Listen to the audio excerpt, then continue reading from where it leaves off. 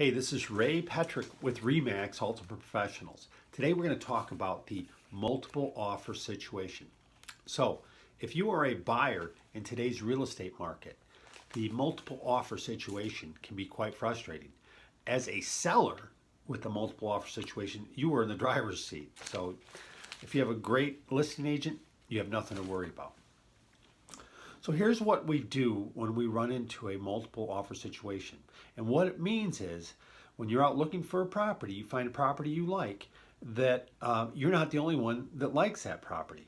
And you can have where there's as many as 2 offers on the property up to 20 offers on a property or more.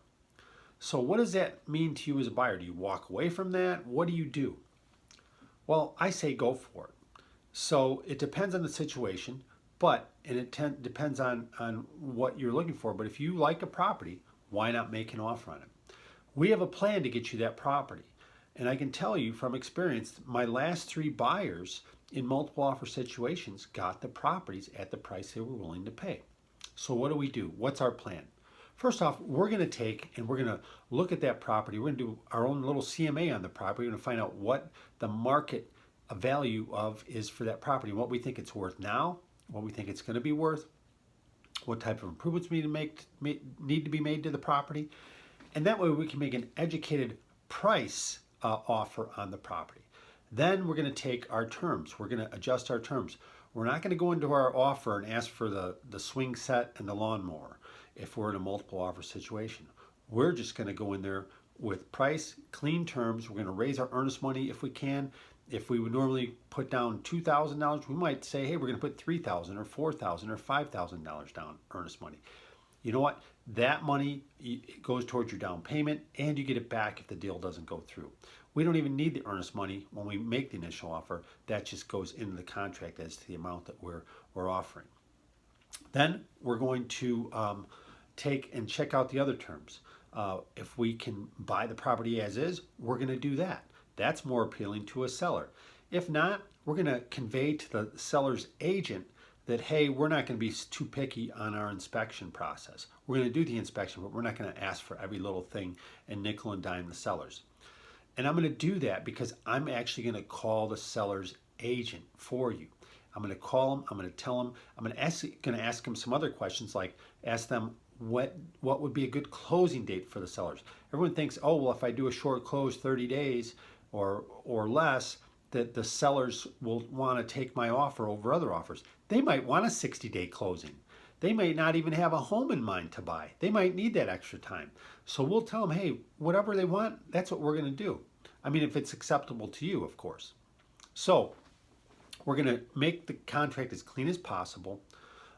We're not going to ask for cash back if we know we're in multiple offers. If you need it and that's the only way you can purchase a property for your down payment, then we're going to have to do that. But if you don't, I'm going to tell you I'm going to recommend that you probably don't.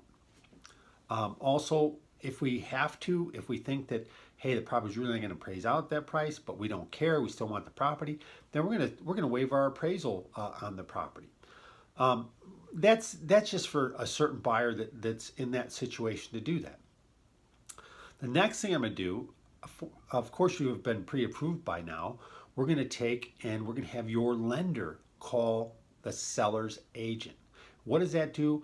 Most realtors will just send the pre-approval letter along, and then the lender or the agent has to call the lender. We're not going to do that. We're going to preempt that. We're going to have your lender call the seller's agent, and that way he or she does not have to make the call.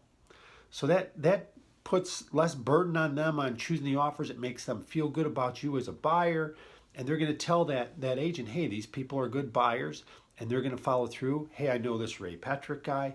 His buyers follow through on the purchase of properties, and so on and so forth. So it's going to build trust, and it's going to make their job just a little bit easier. If we can do anything to sway them in our favor from a buyer standpoint, that's what we're going to want to do.